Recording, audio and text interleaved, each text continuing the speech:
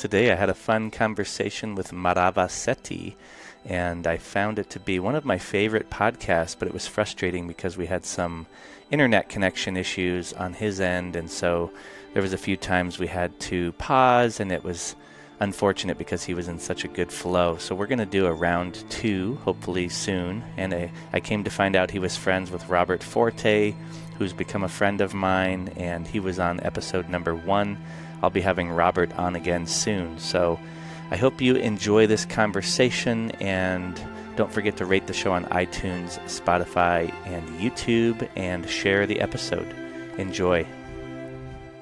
Nobody knows what's going on. Nobody knows. Nobody has the faintest idea. The best guesses are lies. You may be sure of it.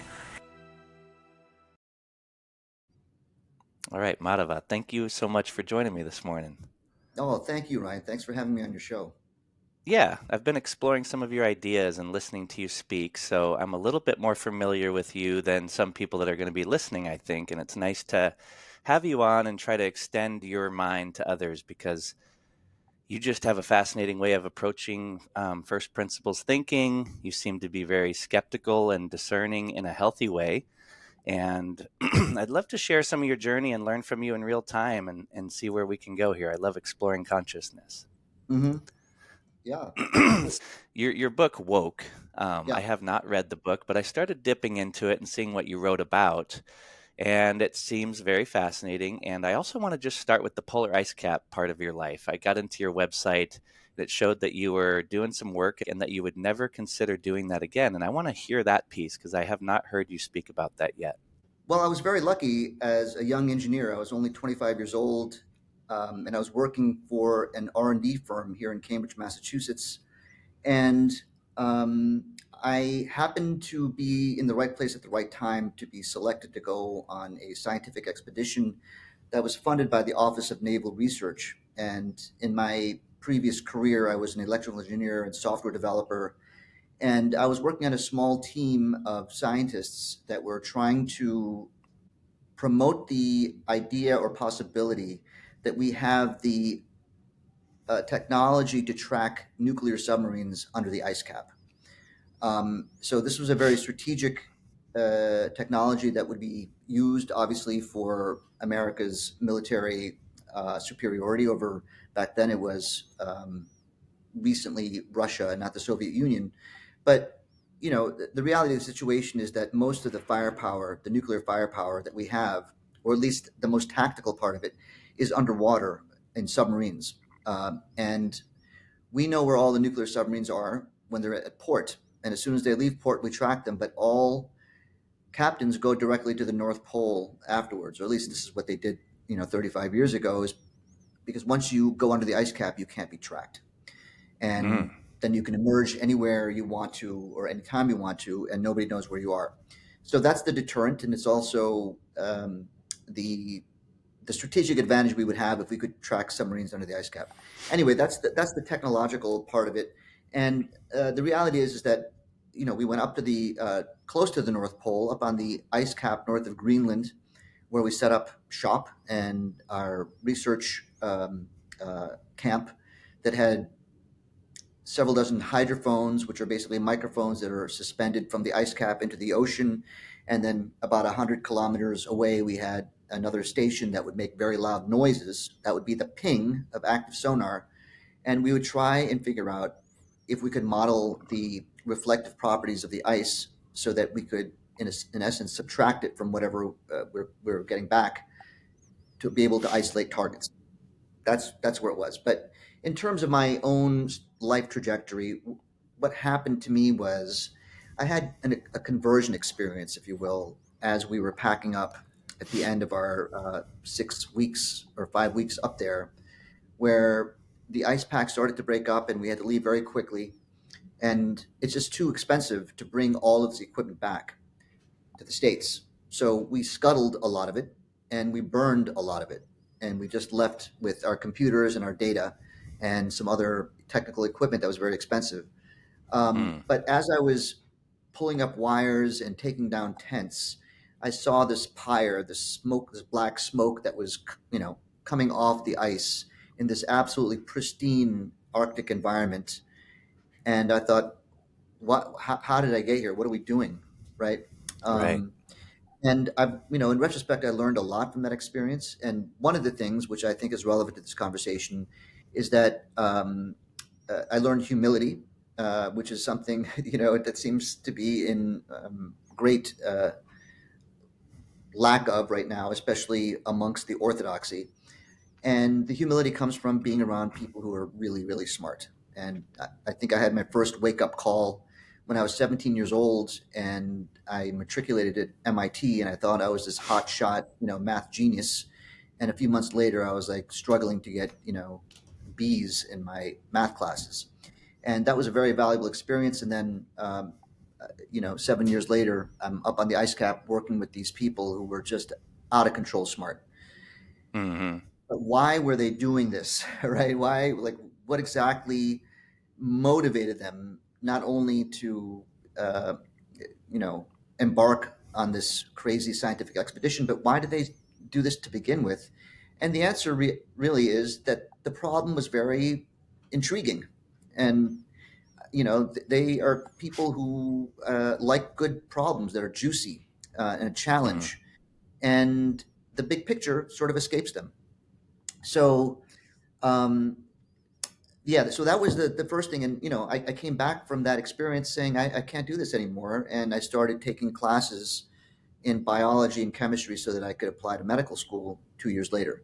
So, in order to contextualize this particular um, anecdote, I would have to say that as a medical student, I was unique in many ways compared to my colleagues who came out of undergraduate with a biology or chemistry degree or something in liberal arts. I came at it with a quantitative background, and being around people who were applied mathematicians and learning from them in computer science, and to be thrown into the situation where I was probably one of the older kids in class, and we were being taught about the most amazing machine known to us, which is the human body. And fascinatingly, I thought that you know medicine, the our mentors had a lot more hubris than my teachers at MIT. That taught me signal processing and basic electrodynamics. And why is that? Why do we have so much confidence in what we know in medicine? And yeah, so I sort of went through medical school as a skeptic about our confidence in things. I love that. That's a really good piece because I hadn't heard like why and what happened in that early phase of your life. And I'd almost like to get at some point into your childhood and how were you taught to think? What were your religious beliefs, if any? Because a lot of times when we're trying to be skeptical or curious and open-minded and humble and start to embrace the uncertainty of life and really I think that's where life begins is with curiosity and wonder and that humility. And I'm meeting so many interesting people throughout my life that constantly remind me that I don't know much about anything. And that's always a nice feeling to me because it makes the universe far more interesting and complex. And I've had a couple biophysicists on here. One of them, Andrew Marino, I don't know if you're familiar with him, but he worked in the lab with Robert Becker and they were learning a lot about EMF exposure. But the unique thing about him is like you, he had a multiple background. Like he was a lawyer, so he had the ability to articulate what he was finding in the lab with Becker and about EMFs. And he had the ability to go against some of the big giants that were moving forth and adjusting the data to for profit or whatever their underlying incentives are. And so I love Mhm. people like you because you've got that cool, unique background of engineering, but then you're studying the physiology and the biology, which is like this crazy mystery and this really intelligent design of some sort. And then you're also skeptical enough to start to be one of those rare souls that we need, I think, on this planet to question things like 9/11, question things like the pandemic, and have the courage to go, hey, what are we doing here? And you're just curious and you're also courageous, in my opinion. Um, I love to disagree with people, and I love to be around people like yourself that maybe we can get into some of the things where we don't agree, and that'll be cool. But how did Mhm. you and when did you start to discover the issues with 9/11? Was that like when you were in the medical field and all that, or was it more later with the pandemic? I don't know the trajectory of when you started to push back on both of those. It was pre-pandemic. It was 2017, and I'll never forget the next conversion moment, if you will. And at the time, I was a practicing anesthesiologist. I still am, but I was the head of my department, and I had two younger kids, happily married in a beautiful house in New England. Everything was going great, and we were entertaining a couple who were close friends of ours, who happened to be actually meditation teachers and scholars of uh, Buddhism. And most of our conversations were all around, how to raise kids and, what's the next retreat we want to do. And anyway, we were just wrapping up dinner, and my wife was on her phone, just scrolling through videos. And she said, "Yeah, this never made sense to me." And I said, "What?" And she showed me a video of a building being blown up. And I never saw the building before. I thought it was a casino in Las Vegas. And she said, this happened on 9/11 in New York. And I looked at it over and over again in silence. And I was like, this building is being blown up. I mean, absolutely.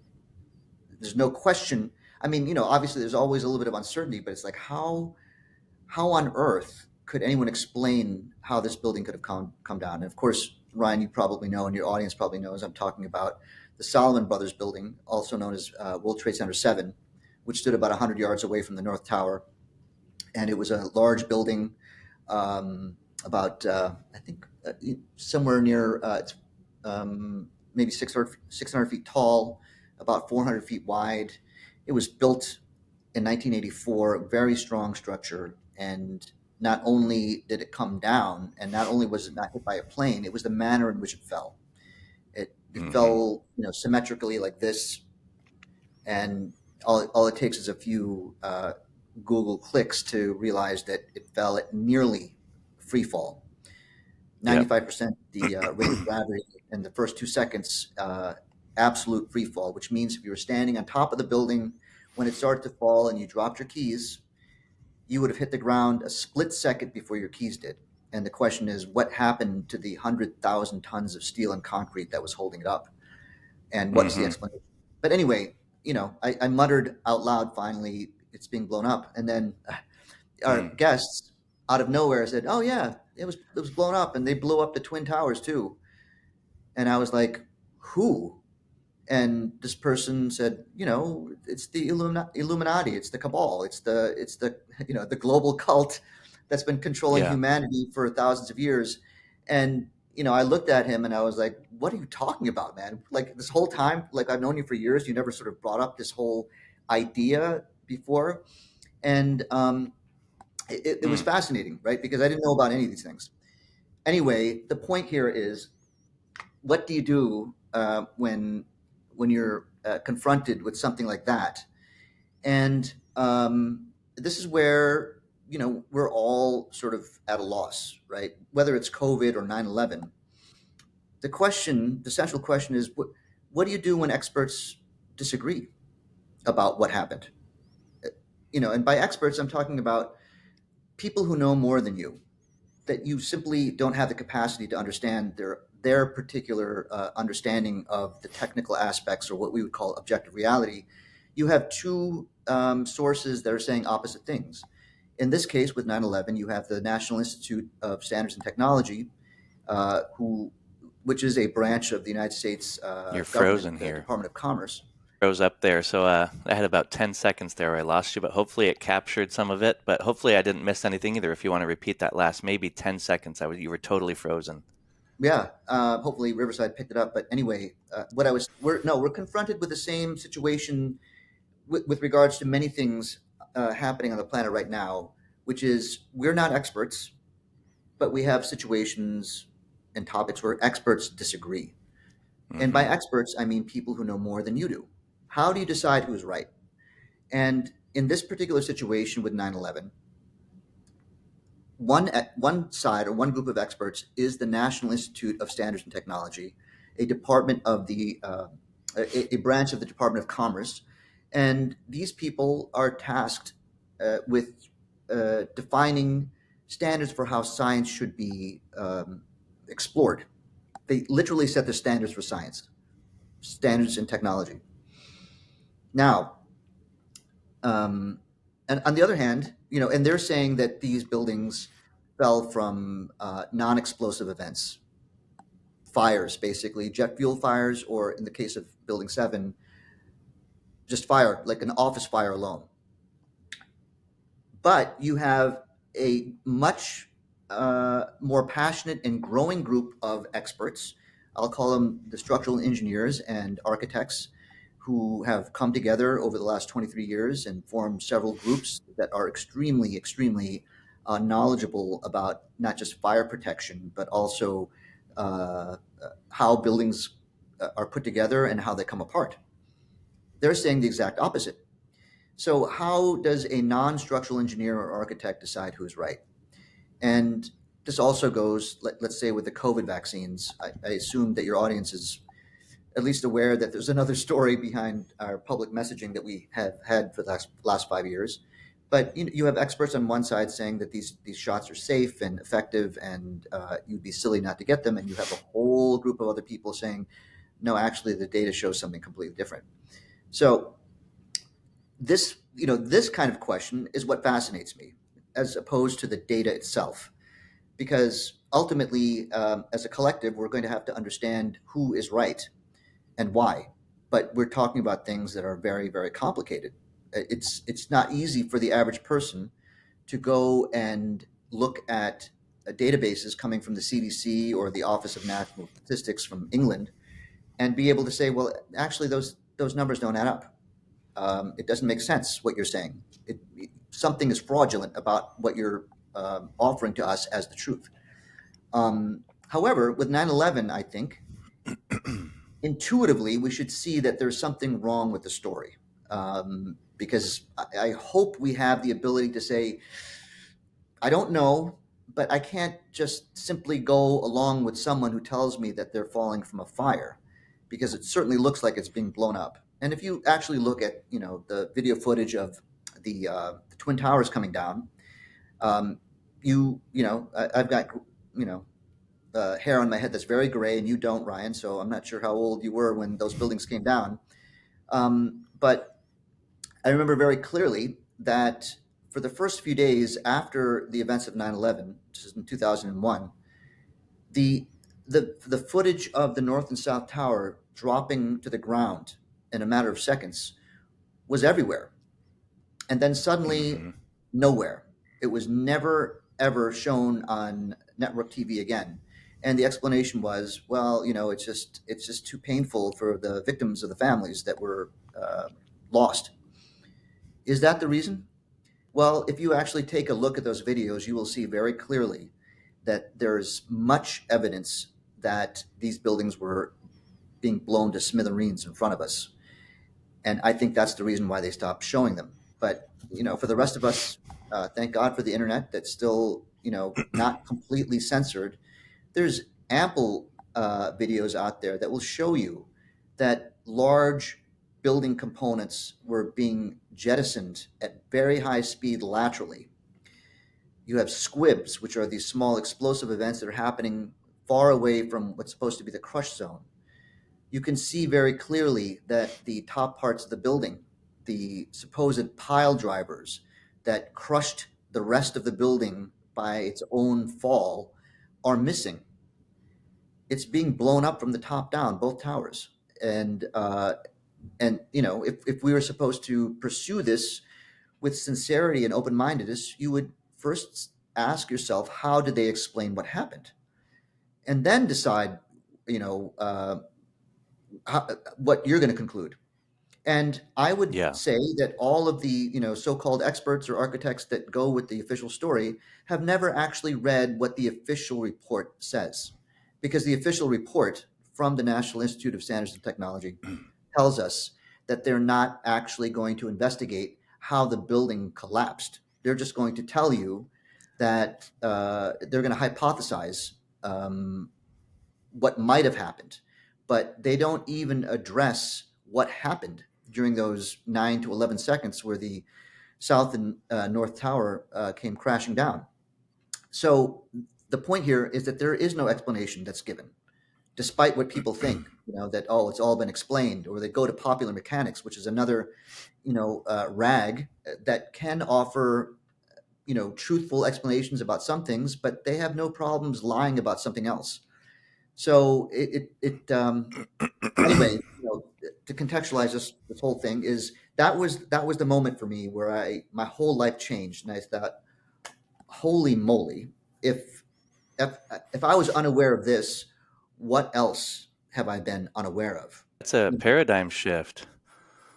And Paradigm. it's interesting because you said 2017 when you found that, and that's humbling to hear, right? And it's good for other people to recognize that this guy who's got a really cool scientific background, how to deconstruct reality to some degree, but you started to see that the model was being flipped on its head. And for some reason, I was 19 when 9/11 happened, but later, I think only a few years later, I was ordering CDs at the time because that was all I could find it on of God, I forget. Loose Change was the original film I saw. I mean, I was only Yep. 23 or 24, so I was young. Mhm. And I remember seeing Tower 7 and all this stuff and flipping my own paradigm. But what's happening to people in real time now, which is so important, is to have some compassion for the people that have been psyoped. Because I've heard a lot of people get angry and righteous and they want to go and, say you were an idiot or you should have known. It would be like me trying to make fun of you right now for what, 2017? Why did it take you so long to start questioning reality? It's like, well, hold on. Everyone's going to wake up to different things at different times. We have a sophisticated psychological warfare going on, probably the most sophisticated in human history. Yep. And it's good to be aware of that and go, why wouldn't you expect, once you start to dig in, that everyone's going to be wearing masks in the store and, getting the jab, and they're afraid. And that's why they showed the towers coming down for that first day, was to get everybody terrified and to get Mhm. everybody righteous and to get everybody together and to go, we're going to go to war and to fund this, multi-trillion-dollar industry of the military industrial complex. But I'd like to know a little bit more about like what you've learned since then when it comes to questioning reality, because Mhm. I've had some guests on the show and I've been reading a lot about MK Ultra over the years and digging into JFK and going, oh, it all started around that time frame for at least the Americas here. Like in America, we had that 1950s Operation Paperclip. We hired all these scientists. What have you learned since then about the nature of the PSYOP and how people are under the influence of groupthink and just the Mhm. psychological understanding of like, why does it work and why were we under hypnosis for some degree, Yeah. Well, that's a really good place to start. The 1950s, and yes, I was unaware of all of these things in 2017 when I first saw that video, and of course, it led me down the same rabbit holes that you've been going down, Ryan. So to Mm-hmm. begin, 1950s is a good place to start, and I would start with the Solomon Asch studies that were done, I think, at Williams College, and it's a it's so fascinating to see what he did in a very simple experiment. So I would say that the 1950s is a good place to start when you want to get to the. It probably goes back further than this. I mean, honestly, uh, you mentioned that we're in a perhaps the most intense psyop ever, but let's not forget that we had the Catholic Church, right, who had their own sort of prescription for controlling people, including surveillance. Come confess to us every Sunday and tell us where you're not following our edicts. So this kind of control, and I think we want to get back to this at some point, when we talk more about the metaphysics of what's happening on the planet. But this kind of need to control people's minds has always existed in the uh, capsules of power. But in 1950 or 1951, Solomon Asch did a series of studies, a very simple study, and it went something like this. He put up a picture of a line, the referent, say it was like this long, and then he had three other lines that were of varying sizes. One was the exact same, and the other two were, one was bigger, one was smaller.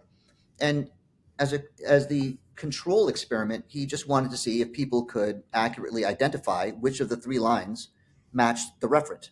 And it was very simple. And he proved it in the fact that 99.4% of the time the person got it right.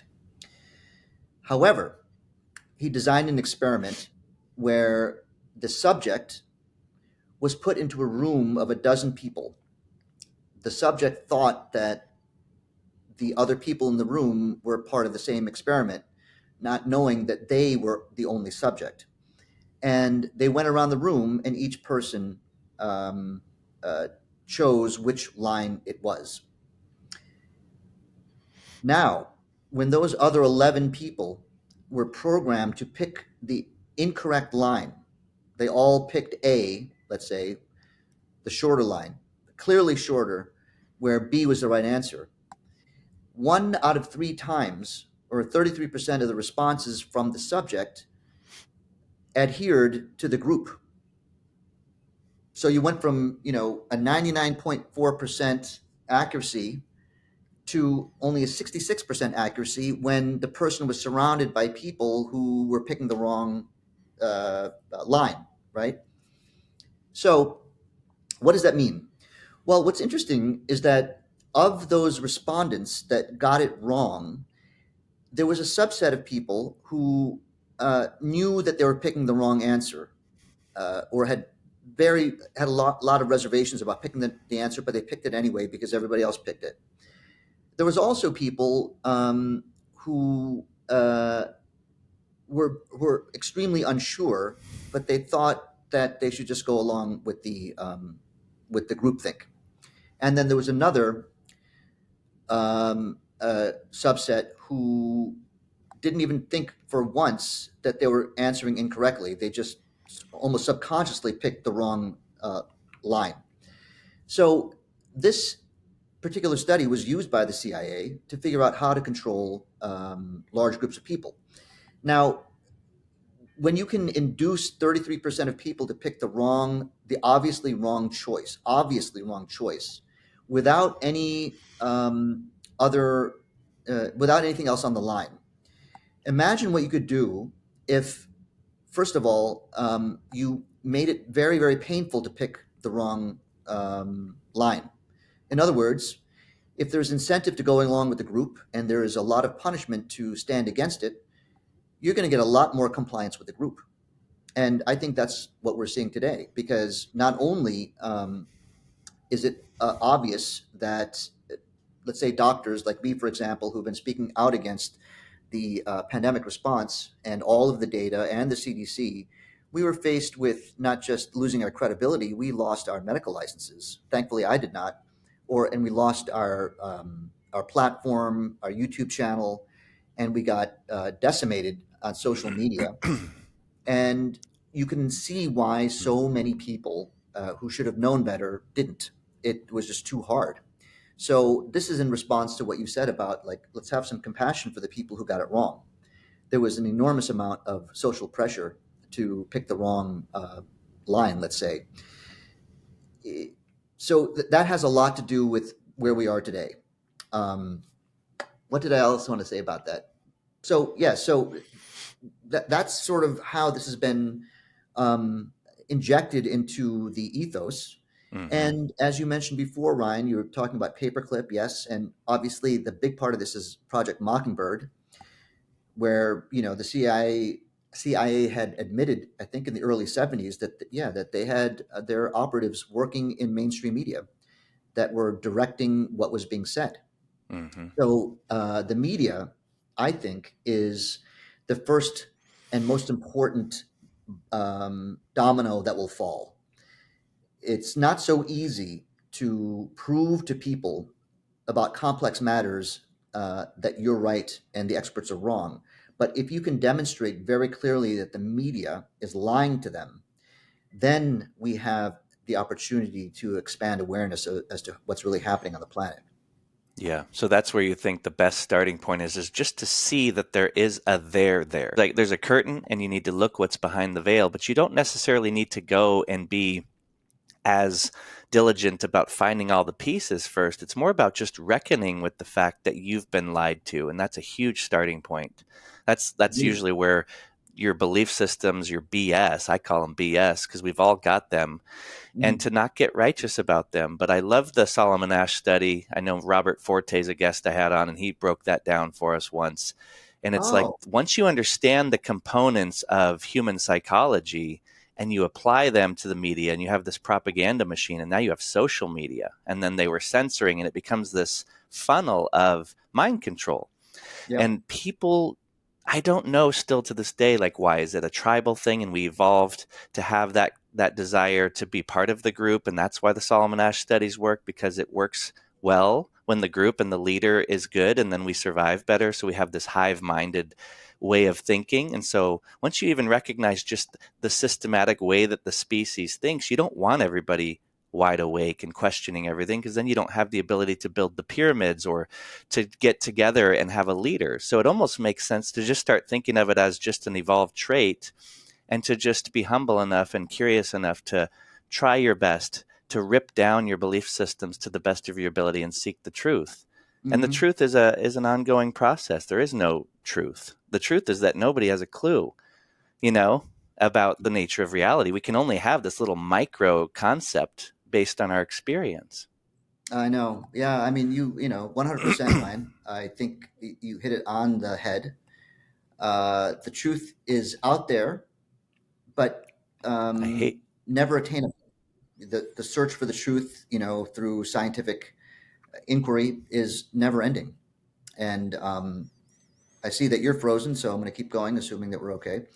But yeah, I'm so glad that you had Robert Forte on your show. Robert is a very dear friend of mine, and we talk all the time. And yes, he has great things to say. And he's the one actually years ago that offered the Solomon Asch studies as a place to start.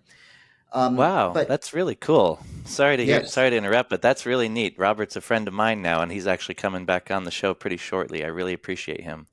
oh yeah, he's great. What a wonderful soul and just a incredible storyteller. I've had, the opportunity. He lived with us for about a year, and every evening, we'd be regaled by his stories, which are really remarkable. And actually, the reason why that's important is that that's how we learn. We learn through stories. Very few people sit there and learn through opening up an encyclopedia like we did when I was a child. We want to be told a story that makes sense, and that's how we form our our BS, as you put it, our belief systems. I want to say one thing about this with regard to 9/11 and how we can show you that the mainstream media is complicit in this false narrative. And I'm just going to stay with very basic things. Um, building 7, to me, it looks like it's being blown up. And if you look at the Twin Towers, it looks like it's being blown up. And the question is, how did our authorities rule out explosives? And what's interesting here is they said very clearly, well, we're not even going to look for explosive residues in the dust. Why? The answer is that there's no reason to look for them because nobody reported any explosions. However, we have over 3 dozen mainstream media sources reporting that they heard, saw, or felt explosive events. They were on the news saying, yes, we heard explosions, multiple explosions. Independent, different media sources in the morning of 9/11 saying that they are aware of explosive events happening. This is bumming me out because you're like one of my favorite guests, and I want to hear everything you got to say, and I want people to hear this, and it keeps freezing. It's showing, dude. I'm even more appreciative of this conversation, knowing you know Robert. He's gonna get a kick out of this. Totally. So what we'll do is we'll go back. I think you were where I got cut off was when you were talking about explosions and people hearing multiple explosions, and that's where it went off. Right. So this is along the lines of how do you prove that the media is complicit? And so the point I'm making here is that the morning of September 11th, when these events were happening, there were multiple news sources all reporting that that people were experiencing explosive events happening during the collapse of the buildings.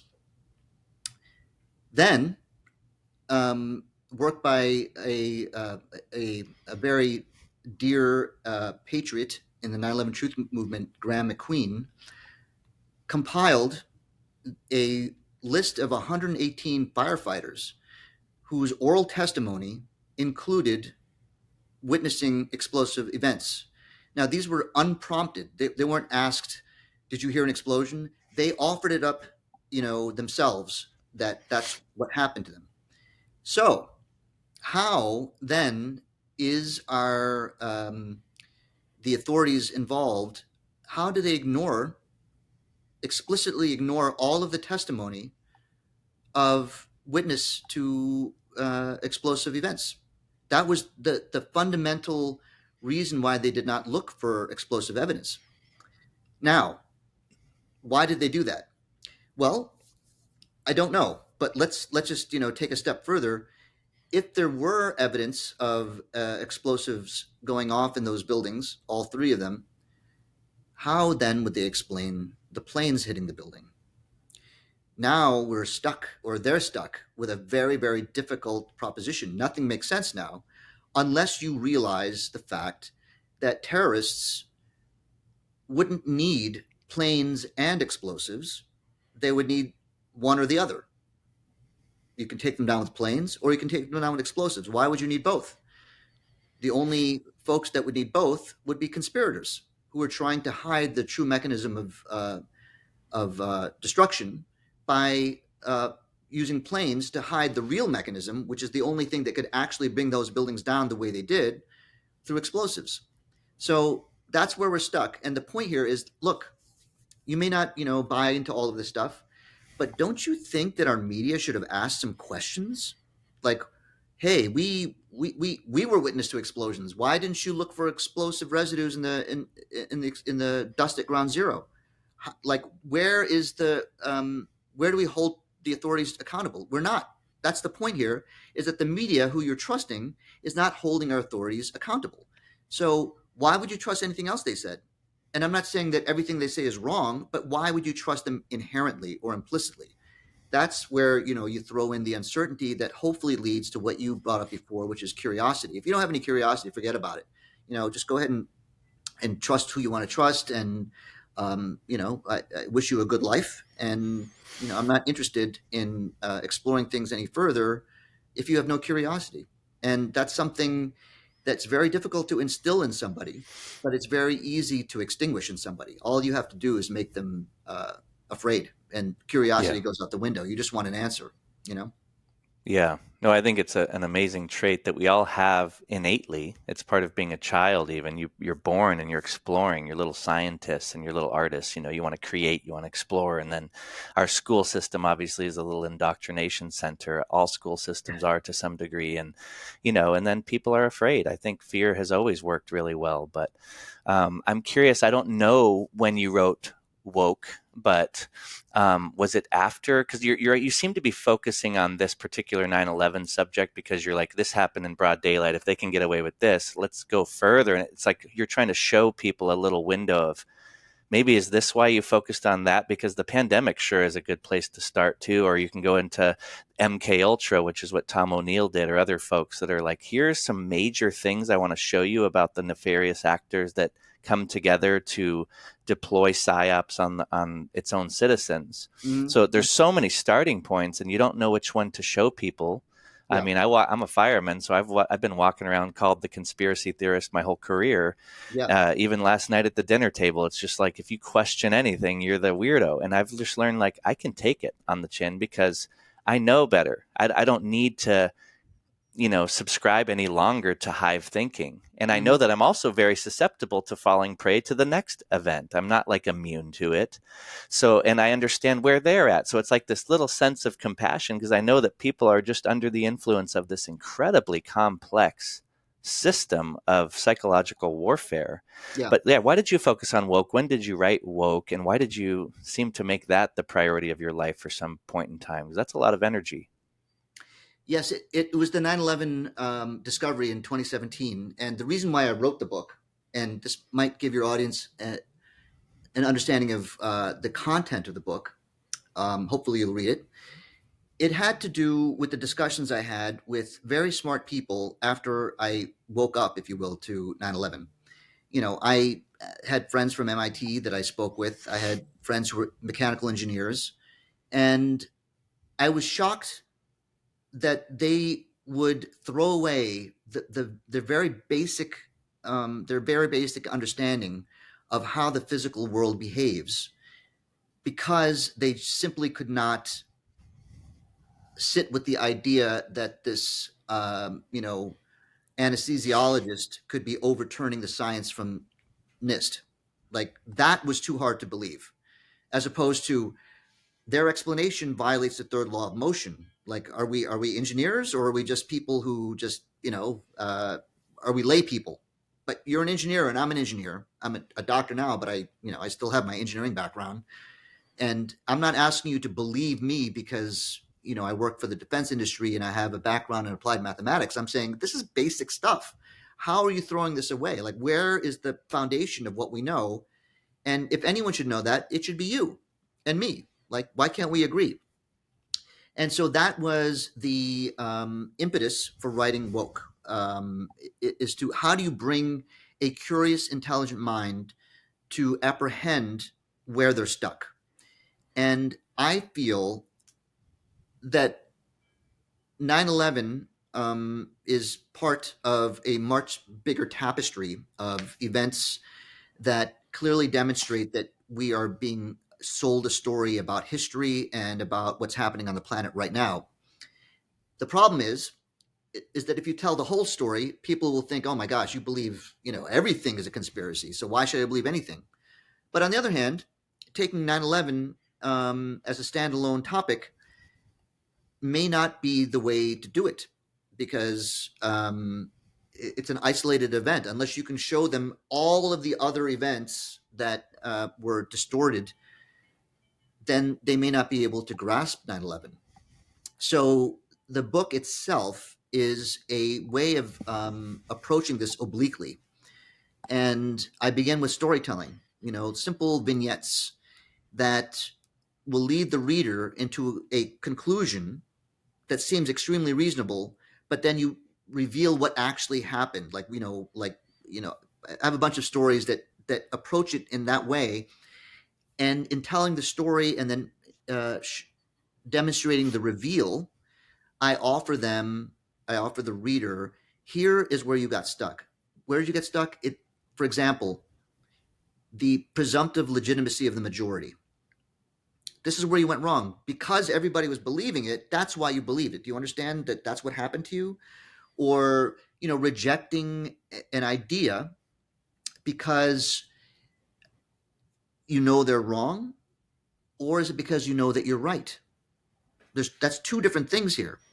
Because if you're rejecting some other explanation because you're certain that they're wrong, that means that you have explored their position entirely and they're wrong. That's why you're discounting it. If you're discounting it because you're right, you've not availed yourself of all of this other information. So even though you came to the same conclusion, one is much more rigorous than the other. And it's slowing your mind down so that you can actually see how you're making these conclusions. And that's sort of how I grow the understanding of one's own perception before I actually bring up the data and analysis and stories around 9/11. All of this stuff has to be mulled over in your mind before you can even approach something like 9/11. And quite frankly, Ryan, I feel like 9/11 fits extremely well into what you and I would call the psyops that have been controlling humanity for a long time. You have to look beyond 9/11. You have to look at the monetary system. How is that designed? Do you understand? Like, ask yourself, why do central banks all over the world all agree and openly say that we need to have an inflation rate of 2%? Why is that? And you can find economists that will say, well, that's without 2%, nobody will want to invest. And so production will go down and we'll have a shrinking economy. Is that really so bad? A 2% inflation rate, what that really means is they want your, wealth to diminish 2% year over year. That's what inflation is. We have the wrong idea of inflation. Inflation is, oh, prices are going up. No, it means that your money value is going down. That's what inflation really is. So why would they want something like this? Well, it's pretty obvious that if you know that something is going to be more expensive next year, you'll want to buy it today, which means you'll have to take out a loan. Where do you think that money comes from? These are the kinds of questions that people have to ask themselves before you can even approach something like 9/11. Obviously, I think your audience probably knows that fighting a expensive, drawn-out war spanning decades, like with Afghanistan, for example, that's only possible if you have a central bank in play. Nobody's going to want to keep shelling out money to, fund the war if they have to go into their bank account and spend it. They, through central banking and fiat currency, we have constructed this system which allows us to borrow from future generations. So, that's how we are able to fund these kinds of these wars, if you will. And who makes the most money? Well, it's obviously in the case of 9/11, it's the defense industry, but it's also commercial bank owners who are making a tremendous amount of money on the back end of deficit spending. So, is it worthwhile to explore all of these things before 9/11? It's one way. I think it's a great way, but for some people, it's just far too much. So everybody has to find their own way of making sense, but at least be curious.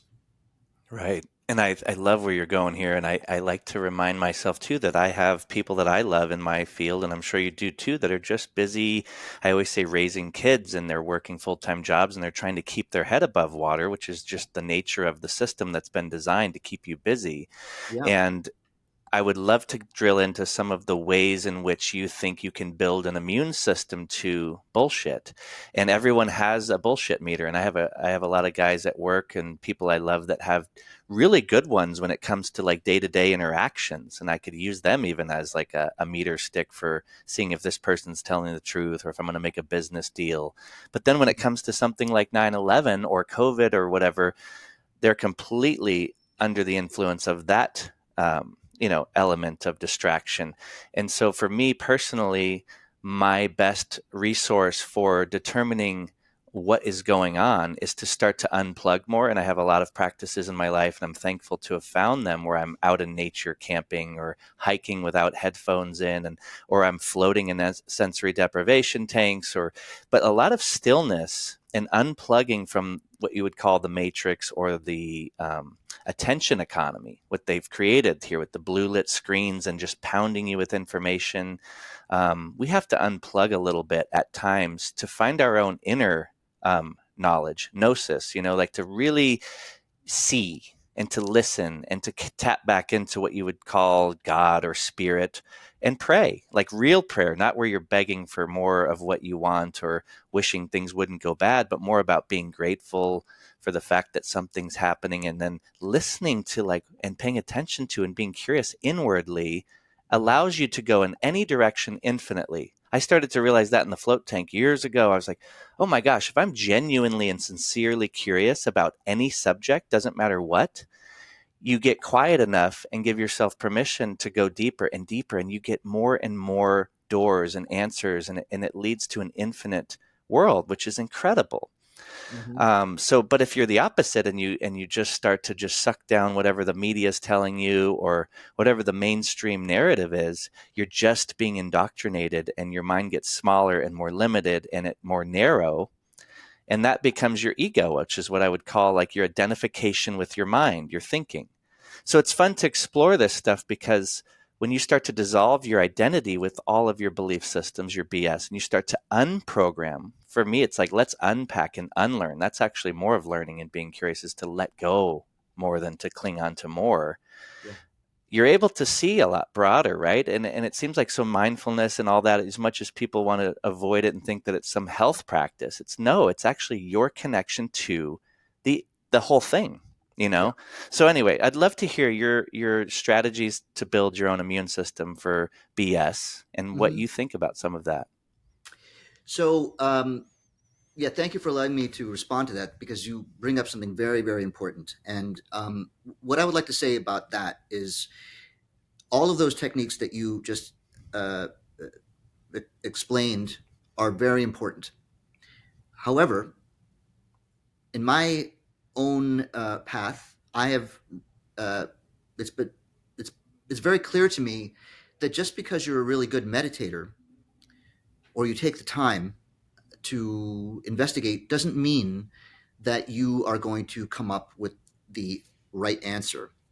And as an example, I'll offer my own insight and personal experience with a person who is you would call a well regarded scholar of wisdom practice. We would call it Tantra, which is a very interesting philosophy that emerged from the Indus Valley in the 5th century. And this man's name is Christopher Wallace, and I'm not, he's a friend of mine, and I respect him as a scholar of his work. Completely is buying into the mainstream media, and Hmm. authorities and orthodoxy. Another example is like someone like Sam Harris, who comes Perfect. across as this, intellect and meditative soul that will lead you to the right answer. Completely buys into what Paul Offit says about the vaccine. Yeah. So just being able to get still does not necessarily lead you, allow you to apply it when trying to apprehend what is being told to you. So this is where we have to go a little deeper. Also, and these are points that I want to make because they're very, very subtle and not everybody talks about them. But when we Hmm. hear people say, get in touch with your heart, get in touch with your body, it's going to give you the right answer. Hold on a second now. If there's fear involved or some unresolved trauma or something in you, you're going to have a physical response to something, right? And so your body might say, "Oh my God, fear, fear, fear, fear, fear, fear. I don't want that. That must be the wrong path." You have to explore why you're feeling that first. Otherwise, you're going to be misled by your own body or your own somatic response to what's being told to you. So it's not so simple as detaching or unplugging, which is important, but it's not everything. Yeah. So I'm going to bring this back to this conversation, or the question I asked before, like, what do you do when experts disagree, right? Because this is an important. Let's say we got out of the sensory deprivation chamber, and you're now exposed to two experts that are telling you something about, let's say, the COVID vaccine, right? They're experts. What I mean by that is that they know more than you. They're immunologists or vaccinologists or epidemiologists that are saying two different things. Who are you going to? You're going to have to, if you're being objective, you would have to capitulate to the idea that you don't know who's right. You simply do not have the capacity. That's what I mean by experts versus a non-expert. We're a non-expert, they're experts. How do you know? Well, if you were to look at it objectively, you could easily see that both sides are mirror images of each other. Both are saying that the other side is completely out of their mind. Both are saying that the other side is being super gullible. Both are saying that if you believe the other side, you are going to go down the wrong path. How do you know who to believe?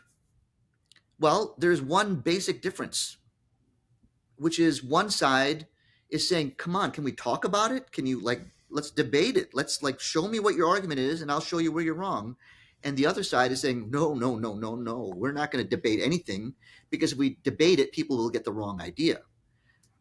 Now, this doesn't Hmm. mean that one side is right or wrong, but why would you choose the side that's saying, "Nope, I don't want to hear any more about it," and anyone who listens to the other side is completely out of their mind, and you don't even have to listen to their arguments because Yeah. I'm telling you that they're wrong and they're dangerous. Whereas the other side is saying, "I think we should talk about it, don't you, before we make some sort of decision."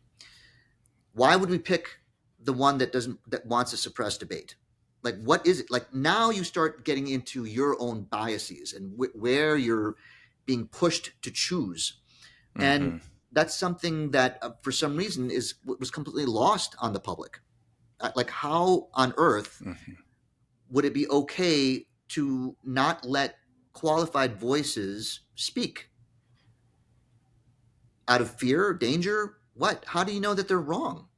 So that's where these are the kinds of things I explore in my book. Is like, let's be real here.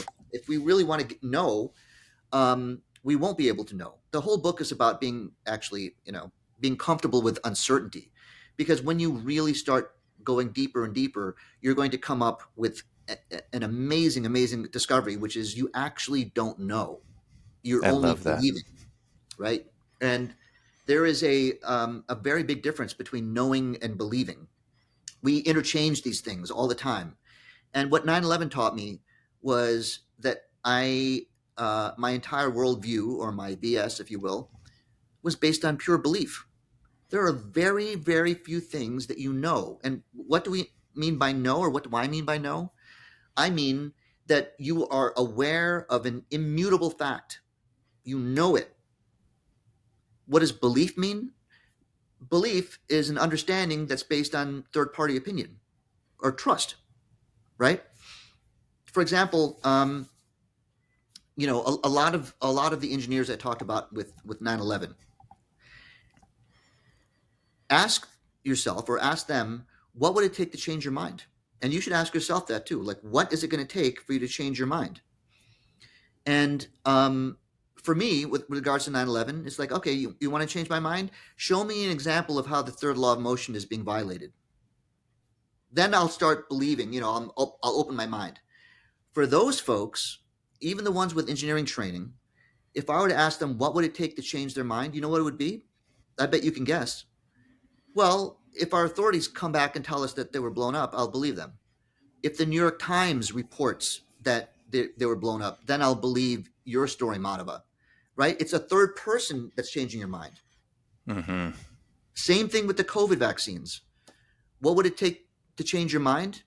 Well, you're not going to change my mind, Madhava. You're a doctor, but you're not an epidemiologist. So why would I listen to you? You know who would change my mind? Anthony Fauci. If he said it, then I'll say, oh, wow, if Fauci says it, it must be true. So that's a belief system. What do we know? What's immutable? And if you really start going down the path of what I would call trying to attain beginner's mind, as the Zen Buddhists called it, which is being able to approach a topic without any preconception, without any preconditioning, and approach it like you know nothing. What do we know for sure? Well, the only thing that we really know for sure is what we're aware of at any given moment. Like, no one is going to be able to convince you that you're not having pain right now if you're having pain, or that you're joyous if you're happy. But notice that you're only aware of the pain in your body unless you bring attention to it. Unless I ask you, are you in pain? You may be in pain only when you start, monitoring your body. Say, oh, actually, yeah, my knee hurts. I didn't know about it, but now I'm. So, what is the fundamental basis of knowledge? Not knowledge, but knowing. It's awareness. It's awareness itself. Here's the one fundamental question you can ask anybody, and you know what the answer is going to be. The question is, are you aware? Who is going to say no? You have to be aware, right? So the answer is always yes. Mm-hmm. Now, this is where it gets fascinating, and I think this is where my experience as an anesthesiologist has led me down certain routes of investigation, which is, what do we mean by awareness? Or who is aware? When you say I am aware, what are you talking about?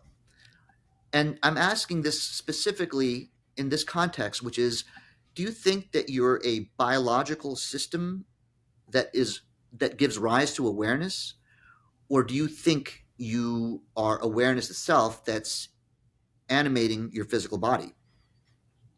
Now, what does this have to do with anything?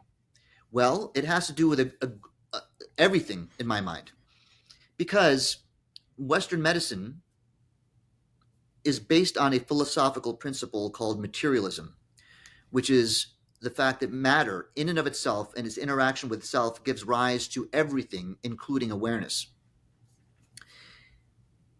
Now, what's really special about this is that one of the oldest classes of drugs that we use commonly today are anesthetic gases. We don't know how they work. We have no Hmm. idea why, if I give you 1 part in 50 of a certain anesthetic gas, you are out. We would call you unconscious. But is that really where you are?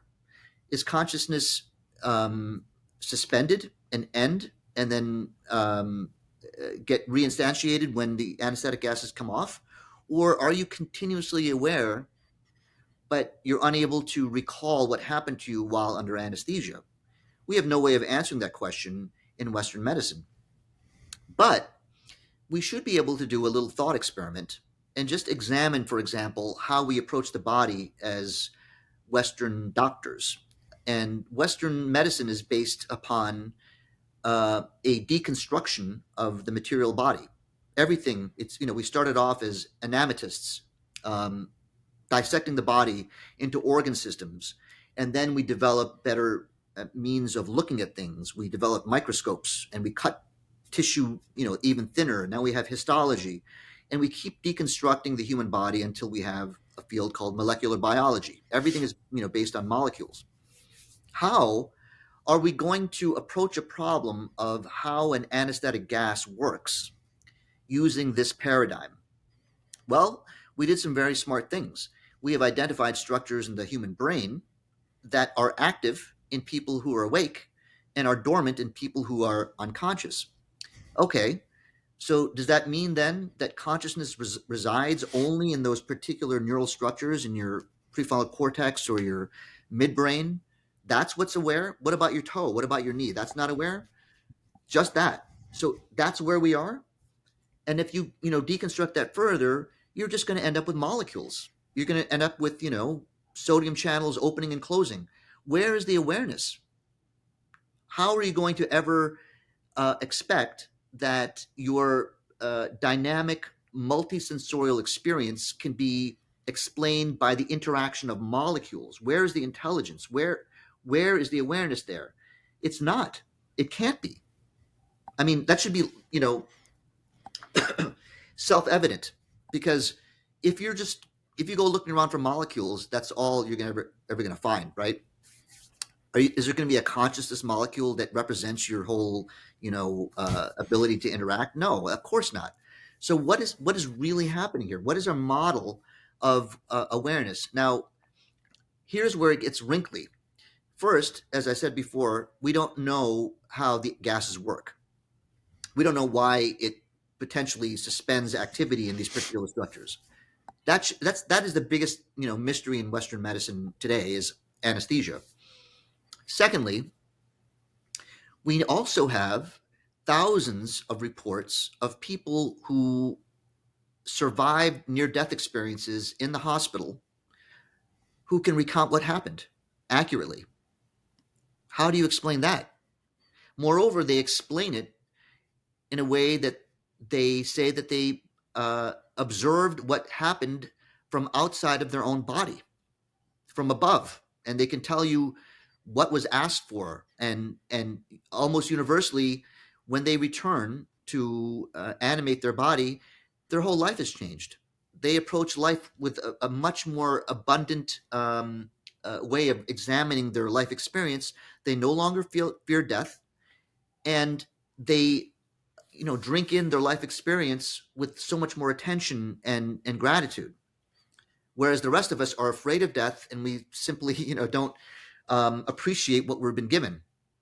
But moreover, it points to the fact that our awareness is non-local. It's not local to us.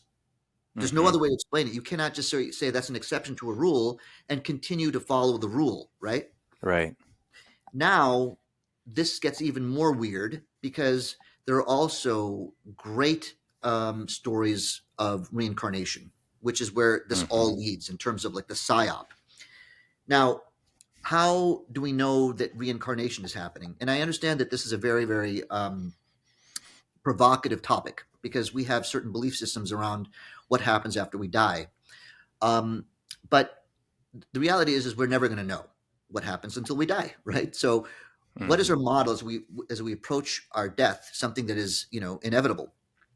Well, there is a doctor, a deceased psychiatrist from the University of Virginia, which I'm sure maybe you know, Dr. Ian Stevenson, who spent most of his professional career investigating this idea of reincarnation.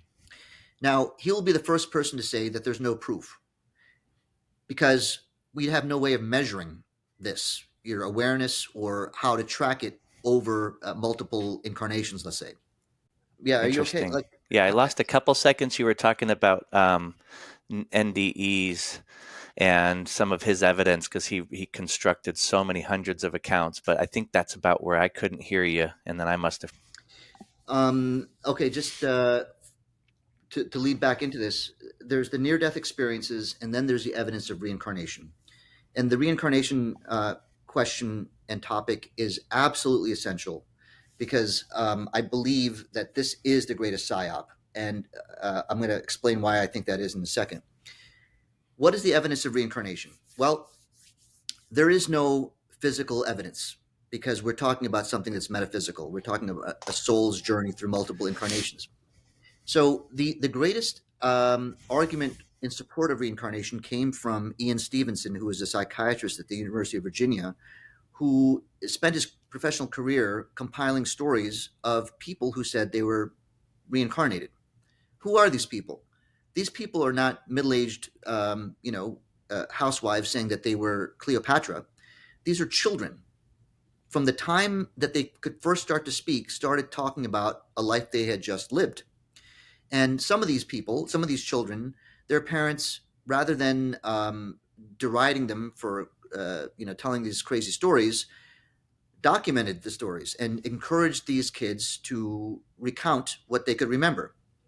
Now, the interesting thing about Stevenson's work is that he was able to find the families from which this child claimed to have lived. In other words, they would unite the child eventually when the details of the story came up, and they would find a family who lost a member of their family before the child was born that seemed a lot like what this child was saying. And when they bring the child to this other family, the child is able to name everybody in the family. They're also able to recognize the imposters that Stevenson and his colleagues placed to test the specificity of the child's recall. Thousands of cases like this, right? How are you supposed to explain this? Like, these are all exceptions to the rule. Maybe the rule is wrong. You know what I mean? So what is going on now? And this is where I believe it leads to the greatest awakening that our planet can have, is coming to the collective understanding that that's how it works. We're actually reincarnating. This offers us a huge way of living, because right now in this world today, we are constantly at war. Why are we at war? It's because different belief systems are there. It's identification with a certain ethnicity or religion, or the need to make amends or get reparations for damage that was done, maybe 20 years ago or 100 years ago. What if we collectively came to the understanding that all of those people that died, let's say, in the Holocaust, or in the indigenous wars on this planet, that was us, and we may have been the indigenous, or we may have been the perpetrators. We don't know where anybody was back then. That was us, but we don't know who's who. In other words, we do not know who is more culpable at this moment. If we look at it from this greater perspective, like, step out of your body, step out of your place in your family and society and ethnic group, and just say, holy moly, we're actually all reincarnating souls, and we don't know who to blame. The only sane thing to do would be to stop tormenting each other, right? Like, let's just, and where does that lead us? Well, we have to forgive everybody. Just forgive everybody and help each other. That's, doing anything else would be literally insane if you believe the reincarnation story. Moreover, how are we going to plan for the future, knowing that we are going to be the ones not just our children or our grandchildren, but we will suffer the repercussions or enjoy the fruits of our policy decisions today. We're not going to make policy decisions that look at a 10-year or 4-year or 2-year horizon. We're going to be looking forward 1,000 years. So all of it would change completely. And in my mind, this is uh, the the place where all advanced civilizations eventually get to, is once they collectively agree that this is how it works. That's when progress makes. That's when we're going to stop shooting each other with guns and drones and actually come together and solve our problems, because we are the ones that are responsible for our future, because we're going to actually uh, uh, you know, suffer or gain from our decisions today. And interestingly, it leads us to a very, very, I think, profound truth, whether or not someone ever said it 2,000 years ago. But forgiveness is the key. You have to be able to forgive, and that's where we are brought to a greater understanding of who we are. How much should we be able to forgive? Well, depending upon where you stand with the Bible, or whether or not Jesus lived or not, but just taking his story, for example, as a way of helping us. Well, when you're on a cross being tormented with incredible amounts of anguish, if you can forgive your tormentors, that's about how far you should be able to go. That's, just the story alone should be very powerful. It's like, that's how far you need to go. If you're willing to do that, you've got heaven on earth, basically. That's how I sort of view the entire Christian story, is that you can bring it right to the cross. Like, that's the story. Like, you can forget about all those things. We can argue about it all over.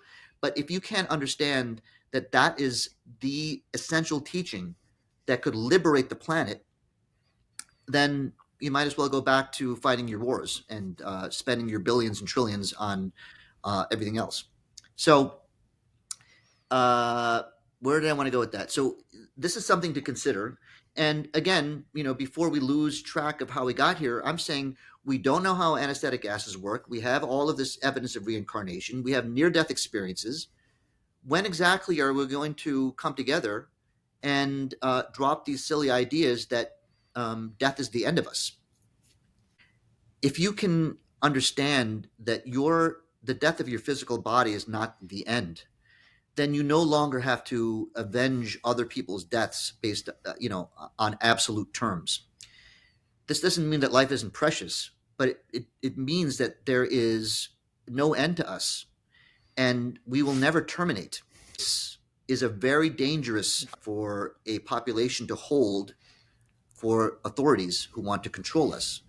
Because if you have a population that is not afraid to die, they're going to be extremely, extremely difficult to control. So frustrating when I want to hear all this good stuff and I want others to hear it. They're trying to Goodness. silence me, man. They're trying to Yeah. silence us. Yeah, that would be awesome, because I just feel like this stuff is so good. And, there's a lot of stuff I have, like, if I had a list of things I could ask you while you're going, it's like, let's get into ancient civilizations and rituals that they used and they prioritized, which is to get into what you're talking about, why it was so important to be Mm-hmm. able to see that we were all connected through all of history. Knowing your ancestry and knowing you're a part of that, it's such a paradigm shift.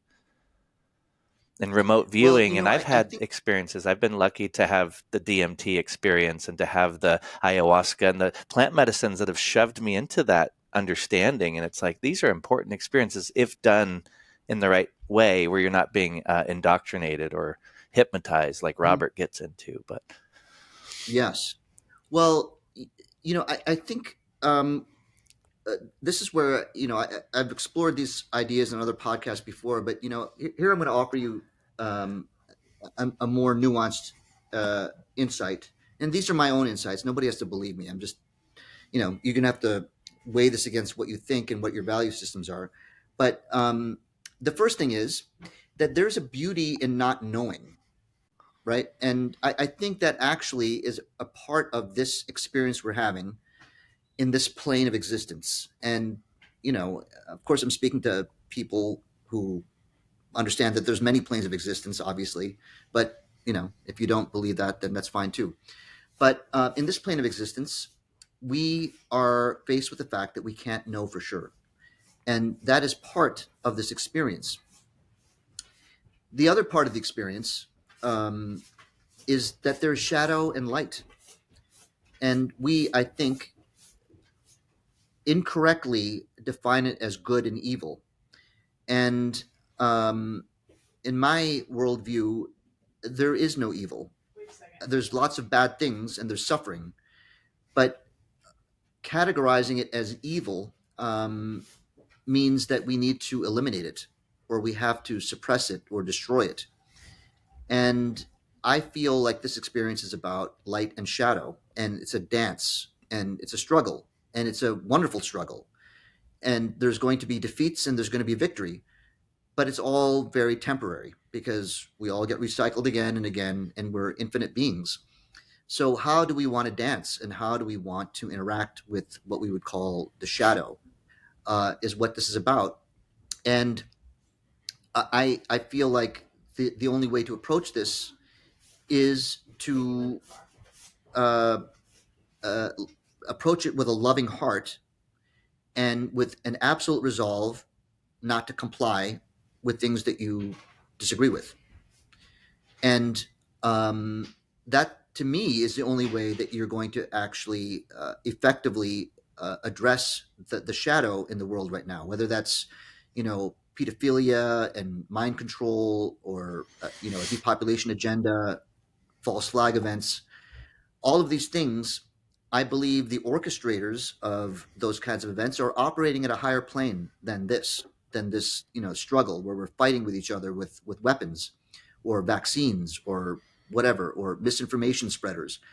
That is actually a distraction.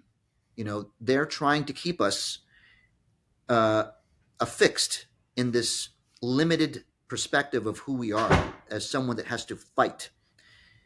Because the puppeteers, the people who are pulling the strings, You were you know, saying the puppeteers, and they want to keep us veiled to this truth that we're in this giant mysterious, and the mystery is the beauty, and the unknown is where we should settle our souls with, like, hey, just keep seeking to expand. I added that, but that's sort of what I believe too. I'm like, what is really true at the foundation? Well, something's happening from nothing. I'm having some yeah. form of experience inside of a complex system. I don't know what happened before. I don't know what happened after. So let's start with that and be like grateful for the fact that I have something happening. And that approach Hmm. is so much better for your relationship to your experience if we get to choose any. It's like start with the foundation, which is like you're having an arising of consciousness. You don't know where you came from. It seems to me that it's old. You're not separate from it. So let's be humble and go forth gracefully and respect each other's journey. But anyway, you said the veil and the puppeteers when we got cut off. Yes. So I think, and this is something that may be more interesting and a little deeper and provocative, which is I think the puppeteers, the ones that are behind all of this, like we're always trying to identify who are the players, who's behind all of this. I believe that they're operating on a higher plane, like what you would call a fourth density plane or even higher. And they're trying to keep us identified with this experience and our understanding of who we are as limited creatures.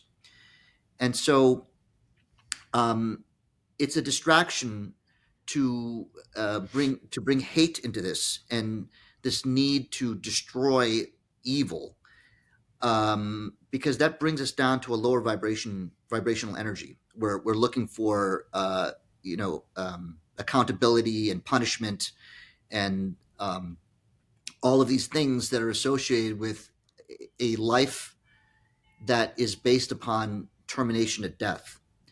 But if we were to step into our true nature, that we are reincarnating infinite souls, and understand it from that perspective, then we have a better footing to fight the darkness or the shadow. And by the darkness and shadow, I'm not talking about it as evil. I'm talking about it as a necessary um, aspect of reality that emerges when a conscious being decides how they're going to regard everybody else, are they going to regard them as separate, or are they going to regard them as part and parcel of themselves? And how do they um, work with their life experience? What perspective do they take? And there's always, at this plane, there's always going to be those that say, well, screw everybody else. It's all about me. Like, yes, you're human, but I'm more important. And if you can look at it from a perspective of, they have a love of themselves that is so strong that they're willing to screw other people over. It's almost like you could look at it as love being behind it. They're loving themselves more than everybody else. So it's more of a service to self as opposed to good versus evil. Now, this hints at something that in philosophical terms we would call non-duality, which is, how do you perceive what's happening around us? Are we all separate, or are we all one ultimately? And that's a decision that you have to make. But if you start exploring this philosophical doctrine that the universe is conscious and singular, and it's experiencing itself in an infinite number of ways through multiple perspectives, one of those perspectives being life, your understanding, and your biases. What I'm going to approach this idea of non-duality, which is that the universe is singular and conscious and one, and that it is experiencing itself as a multiple in multiple different perspectives simultaneously.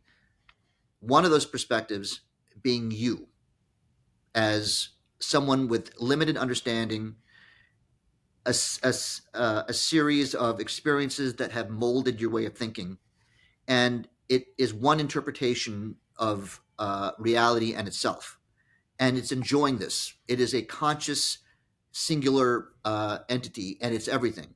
That's basically the non-dual perspective of philosophy, and it's a very important way of looking at things, and it's not for everybody, but it brings together a lot of things that we're talking about, and to me, it offers a more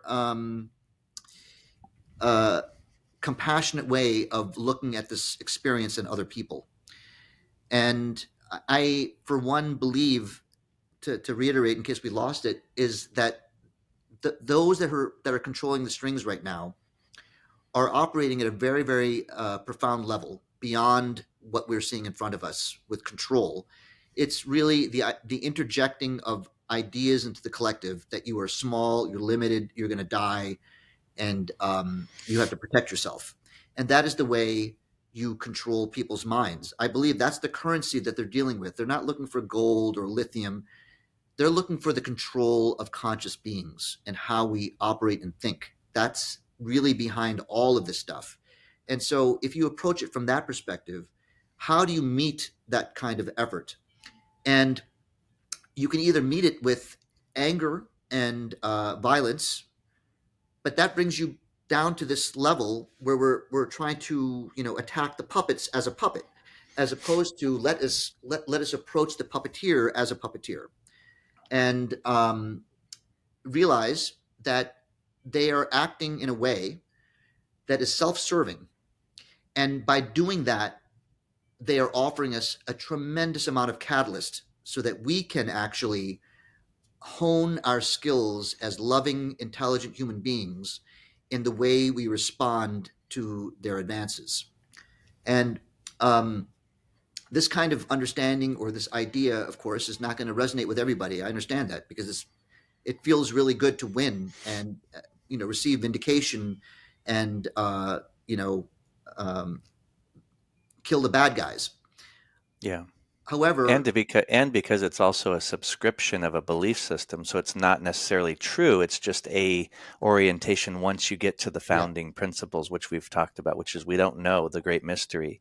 So you're mm-hmm, subscribing to this because it gives you a methodology to approach life, which is beautiful, but it's not for everyone, and everyone does get to choose once we know the truth, which is that we don't know a lot about mm-hmm, much because it's so complex. So now what are you going to do with those facts? precisely.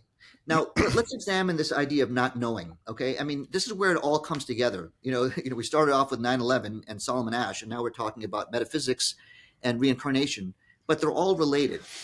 Now, you know, everyone is going to have to decide if they want to, if they truly want to do some exploration, is to ask the question like, why are we here? What are we doing here? What is this all about? I mean, if you really think that we're just biological systems that emerged from a primordial soup, and now we're having these incredible experiences. Okay, that's one way of looking at it. Interestingly, that's what the orthodoxy is telling you. What Neil deGrasse Tyson would tell you is the way it is, and anyone who disagrees is silly. But honestly, I think that his perspective is quite inane or asinine. Anyway, why are we here? Well, what if we're here really as a testing ground to establish how we would like to approach the world and reality in higher planes? Like, we have to declare ourselves. Are we one that looks to love ourselves more than everyone else, and therefore we can justify screwing people over? Or are we going to approach this life experience as, oh, I love myself and I love everyone too, so let's work together and explore together? And I think that is a distinction that we all have to make, or a decision that we make, and we have to declare ourselves.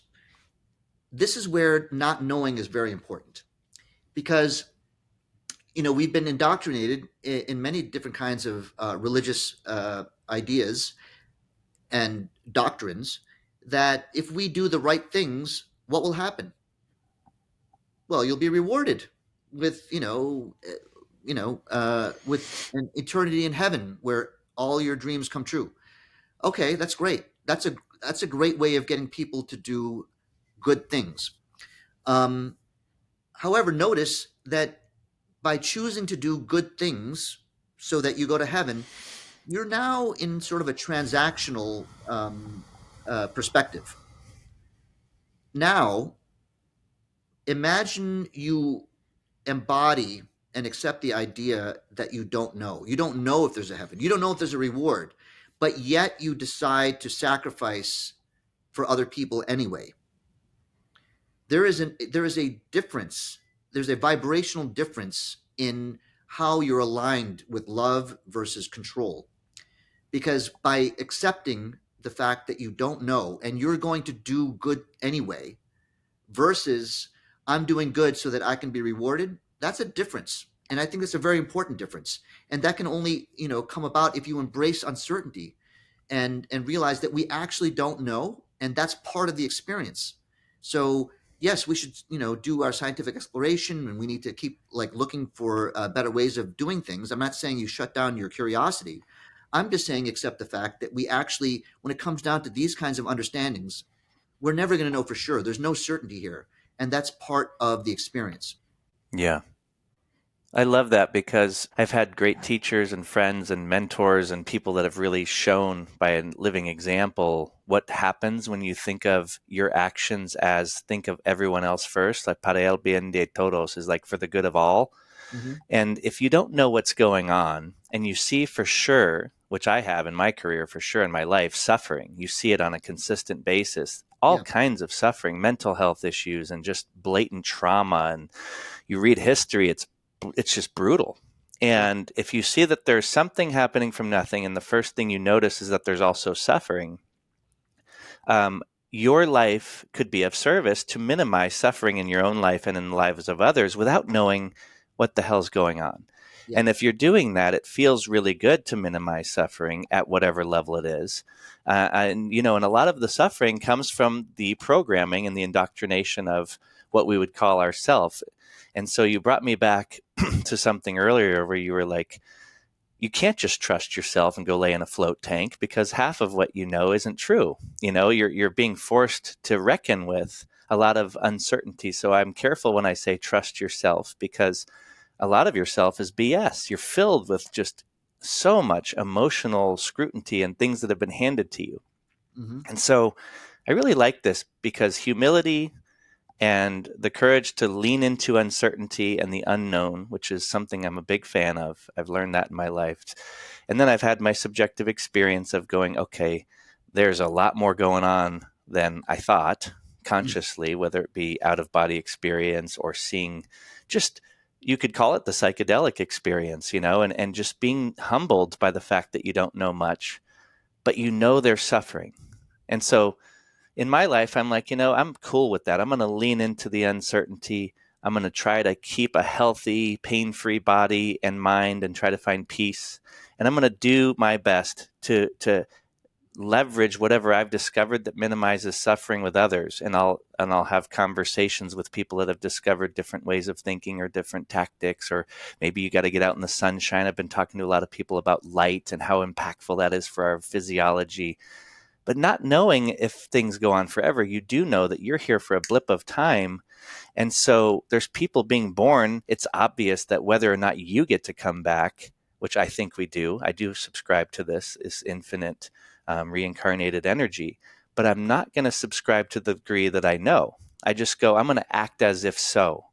And if I act as if so, I'm going to try to write the things down that matter. I'm going to try to say the things that are most useful and trim the fat. And I'm going to try to discover the best possible practical tools that are the most useful to minimize suffering while we're here, whether it be connecting with the breath or whether it be regulating the nervous system while you're here. So anyway, I love what you're saying, because the foundation is, how do we start getting away from just the selfish element of like, what can I do for me, which is not wrong because it's self-love. You need borders, boundaries, but at some degree it's to fill your cup so that it's overflowing and you're giving back. And that's not just for this lifetime. It goes on forever, that ripple. Mm-hmm, mm-hmm. Yeah. Well said. I mean, everything you said, of course, resonates with me, but let's not forget that some people are drawn to the dark. Some people are drawn to the macabre.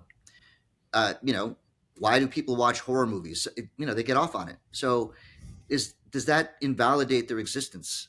And I say, no, it doesn't. I feel like people like that, who take a different perspective on life and are willing to cause harm to other people in order to get something that they want, that they love, their experience, they're providing us with an enormous way of refining our commitment to helping people.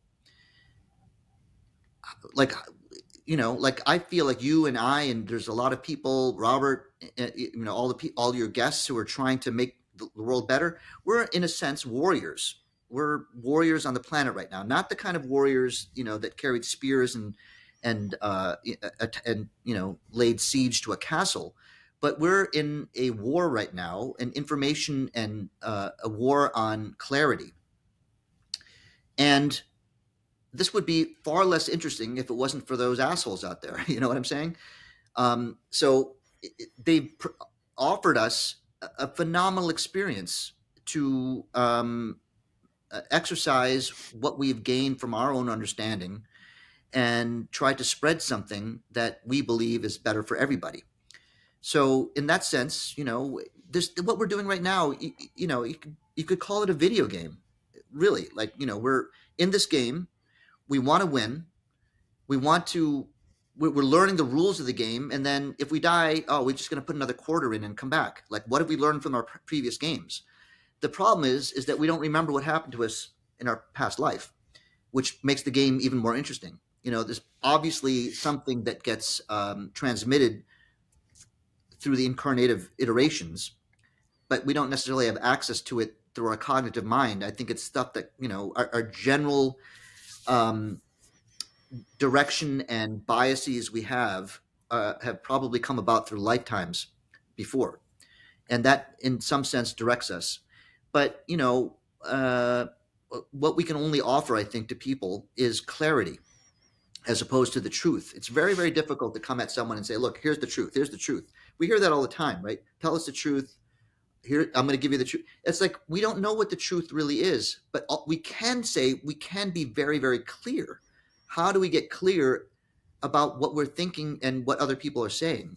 And that's going to be I think that's how the game is played right now, is accept the fact that we don't know for sure what's happening, but we can be very clear about how to interpret what's happening so that we don't get thrown around by our own biases and fears, and instead regard the world from a place of fearlessness first, because ultimately we cannot be destroyed. That's a very, very important and foundational conclusion to come to in this life experience. Okay. Showing, yeah. Well, this, I don't know where you were with that. Let's think where I got cut off. God. But at some point you were going into the video game theory of just the yeah, the video idea game, that right? maybe, and one of the things I just want to say before we get, because I want you to finish that thread and keep going, is that I've also noticed just the power of subscribing to even that idea of it's a video game, which it could be similar. But if it isn't, and it just, I like to think of what's the behavior shift that happens with my belief system. So keep it pretty basic in that space that we talk about, the unknown space, because if I subscribe that it's a video game, it makes a whole different outcome that I don't want to give my life to because it's in service to that sort of underlying philosophy, because it creates more narcissistic behavior, less care about certain things. When I'm like, it seems to be something like a video game, and I love that ideology to some degree, but it's not. The thing is, I don't know, and I like to remain in that, because the unknown keeps you at the truth, you know, and that the truth is already so crazy cool, Yeah. that we're inside of an electromagnetic soup and we're having an experience and our life has meaning and we get to create meaning. It's like, wow, you don't need to add too much. You can, which creates, heartache and war and genocide and all this stuff. But I'm Mm-hmm. like, let's not get too busy doing this because it has all these unintended consequences that I can't even wrap my head around without being in paralysis of analysis and being uncertain and unwilling to subscribe to something.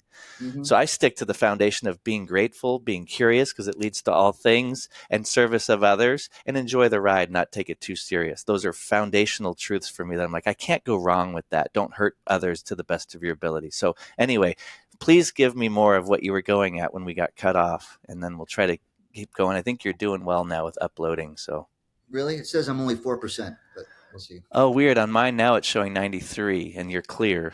Okay, good. So, I was addressing the perspective. First of all, I love what you said. I mean, those are great foundational thoughts to have as you move through life. Lightheartedness, you mentioned, was really important. Self-service to others, really important. Curiosity, you hit them all.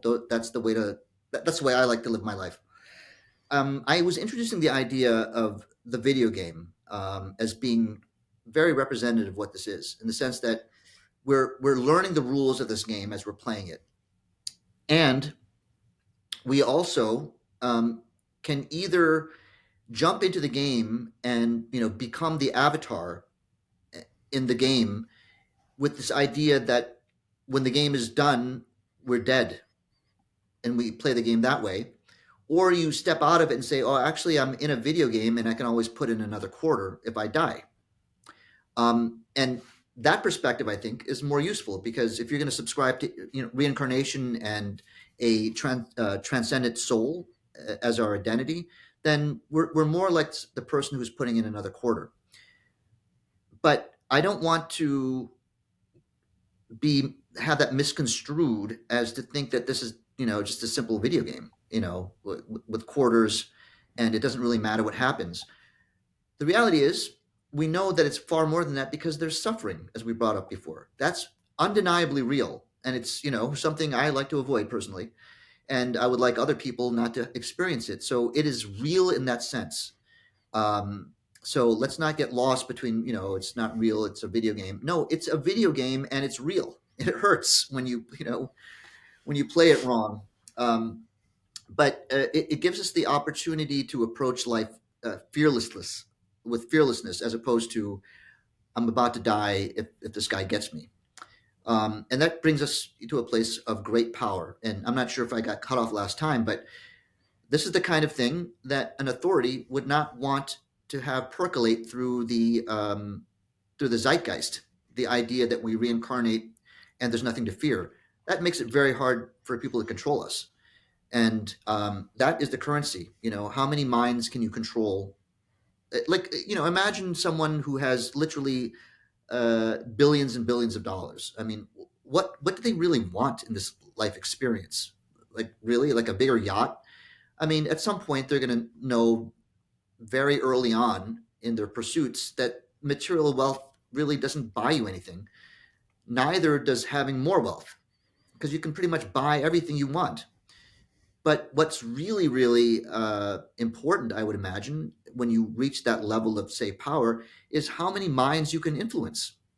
That's what really is the what they're after in my mind. And if that is the way ontologically it works, then that's what we're having a battle with right now, is control over people's minds versus the liberation of people's minds. And I would suggest that we're on the liberation side. We want people to make up their own decisions and think clearly about what they're doing and not be controlled. And they can choose whatever they want to do. I don't want to make people believe what I believe. I want people to realize that they're free to choose what they want to believe. Yeah. And it goes to like the transhuman movement and all the people that want to really cling to this life, or they're taking hundreds of supplements to, like Ray Kurzweil. I've always thought of him as someone that's a perfect example of someone that's terrified of death. His father died and he became obsessive, right? And it drives, he's the head of AI at Google. He has more powerful than most people on the planet, you can imagine. And Bezos and a lot of these different people that have that power, but what's their underlying belief that's driving their power? Because power is not the issue. It's like, that's good. We want power. Each individual needs it to navigate this dimension. If you're thinking of it as survival, or even if you're thinking of it as how can I raise the vibration of all beings on the planet? Christ consciousness versus maybe some other misaligned, and you could call it the shadow, but not in an evil way, but just ignorance or not aware of a different perspective, a different way of thinking where you're interconnected to all of it for all of time, the long game. And I do have I don't know what to call it, but I've had my experience where I've been in a realm in the jungle with Don Howard, and it was called Vilka. And for 45 minutes, I got to see that I existed in a plane, that there was no such thing as fear, and that this dimension was ruled by fear, and that love and vibrational raising the amplification of your state while you're here and not following and subscribing to it was part of the plan down here for Yeah. me. I'm like, how do you get back down in that dimension, keep your vibration high, knowing that this is just a little flicker? And it showed me that this was a flicker of time. And that's hard to come back and tell anybody at work what went on. So it's not about, describing or trying to put words to that experience, but it's also deeply embedded in my subjective reality of, oh, this is so much more interesting. And I don't have to worry too much when the pandemic hits and these people are trying to put fear into me and I'm worried about losing my job. I had zero fear of losing my job. I never got the jab, and I was going to lose my 20 years of work, but I knew that I was being guided and supported by something much bigger than myself. So I love where we're going here, because it really changes the paradigm for people, and changing paradigms is everything. I think when it comes to consciousness, you're reaching new planes, and you can't shove your new awareness into an old, smaller version. It never goes back down. It keeps expanding, and then you get into a different plane. And so it's fascinating. But as an anesthesiologist and your background and the way that you think, it's amazing to break all this stuff down. And we've had a lot of issues with the tech here. I'd love to go deeper and deeper, but I also want to think that we should just do a round two. Okay. Sure. Yeah. No. Where This are is. you Yeah. Yeah, where are you feeling you're at with it? You have some other things? I always ask a last question, of course, but before we get there, what else can we dip into now that the internet connection's clear and it doesn't seem choppy? Yeah. Um,